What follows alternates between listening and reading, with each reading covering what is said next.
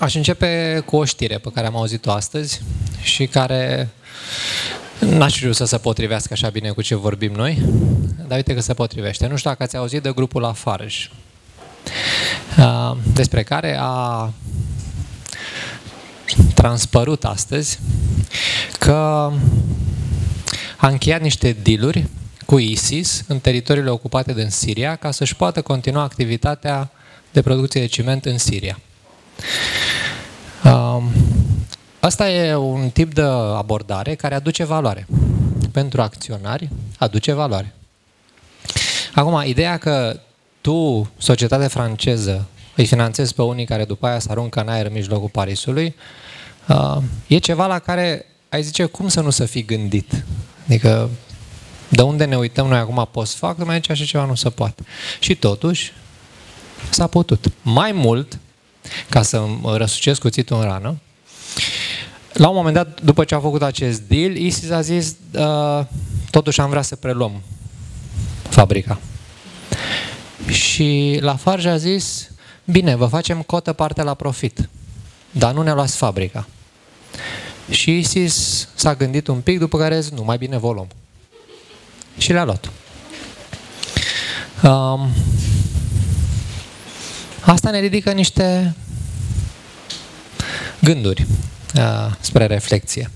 Și pune ceea ce aparent e dihotomic, dacă creăm valoare sau valori, într-o perspectivă nu doar corporatistă, dar chiar într-o perspectivă de viață și moarte. N-ai zice că e așa, dar de multe ori nu zici că e așa și se dovedește a fi. Într-adevăr, eu lucrez cu board-uri, în mare parte asta fac, și avem tot timpul această dilemă, sau ei au tot timpul această dilemă și eu intervin cumva ca să o rezolvăm. Între, da, trebuie să creăm valoare, de-aia suntem plătiți, de-aia avem acționari, de-aia suntem măsurați și bonusați, dar cum totuși? Adică oricum, și cum ăsta e un detaliu în care diavolul are un teritoriu foarte amplu. Și e amplu nu pentru că suntem noi greșiți sau pentru că suntem rău intenționați, ci pentru că despre valoare, despre cum se creează valoare, există conversații aproape zilnice pe care le avem de la grădiniță, școală, facultate, corporație, despre cum să trăiește conform unui sistem de valori, nu există conversații. Punct. Unii dintre dumneavoastră, foarte norocoși, poate au avut acest fel de conversații acasă. Poate unii, cred și mai puțin, l-au avut la școală. La facultate aș băga mâna în foc că nu l-a avut nimeni. Poate în corporații au început să apară conversațiile astea. Sunt conversații foarte stângace, foarte confuze, foarte greu de dus. Eu când lucrez cu board-uri și discutăm de strategie, e greu.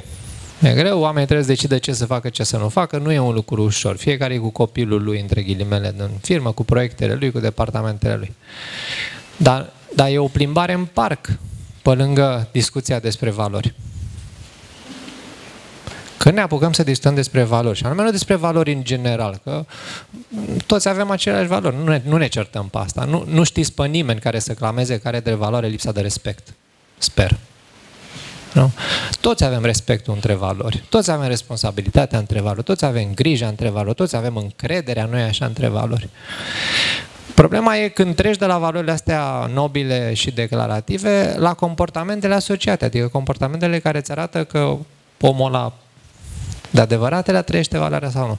Aici, în corporații și în board-uri, e cam măcel. Pentru că fiecare consideră că o valoare e reprezentată de anumite comportamente și nu de altele. Acum, dacă discuțiile astea n-au loc, ajungi la farj. Ajungi ca cineva undeva, că decizia asta a fost luată de cineva. Cineva undeva cu capul lui, în sistemul lui de valori și creare de valoare, a considerat că it's ok să ne înțelegem cu ăștia la ISIS, că o să ne lase în pace. Și noi, la urma urmei, nu e așa, servim umanitatea, că producem materiale de construcții, oamenii au nevoie acolo ca să se reconstruiască în Siria, că se tot dărâmă sistematic. Bine, tot dăm noi, dar ca idee așa. Nu? Cineva trebuie să și pună la loc și ar trebui să fie în regulă. Ar trebui să ieșim pe plus. Dacă discuțiile astea nu se întâmplă la momentul potrivit, și anume cât mai devreme.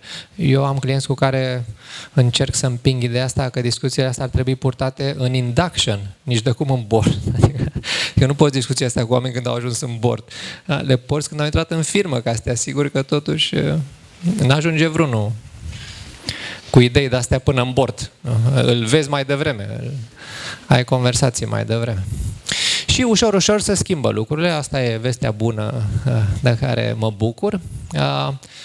Sunt convins că toți știți sau ați participat la aceste așa numite team building-uri, nu? E o instituție, team building-ul. Acum, cel puțin cu câțiva clienți cu care lucrez, am reușit să ieșim din zona asta a team building-ului și sunt deja la al doilea exercițiu de trust building, ceea ce e foarte diferit, pentru că încrederea nu se poate obține dacă nu ți-e clar sistemul de valori al celuilalt. Adică nu prea ai cum să funcționeze adevăratele. Și e o zicere care îmi place foarte mult, nu mai știu la cine sau unde am văzut-o, care zice așa: You cannot hate somebody that you understand. Știu că asta cu ura în corporații nu e politic corect, dar eu știu oameni care se urăsc viguros în corporații, nu pentru că vreunul e greșit, unul e bun și unul e rău, ci pentru că nu se înțeleg, pur și simplu nu sunt dispuși să se asculte. Sesiunile astea, workshop-urile astea de trust building încearcă să facă conexiunea asta la ceea ce e uman în fiecare dintre noi și valoros în fiecare dintre noi. Iar al doilea tip de abordare pe care mi-aș dori eu, încă n-am prins-o, ar fi sesiuni, seminarii, ziceți-le oricum, de ethics building. Adică, totuși, etica asta e un concept generic, general, dar e și un lucru foarte aplicat. Și poate ar trebui să avem conversații despre asta. Poate n-are cineva o soluție scrisă în piatră, dar poate merită totuși să discutăm, să vedem cum ne uităm la subiect, să ne apropiem un pic punct de vedere, să le înțelegem și să dobândim un fel de etică corporatistă ca să nu mai e la farș. Mulțumesc!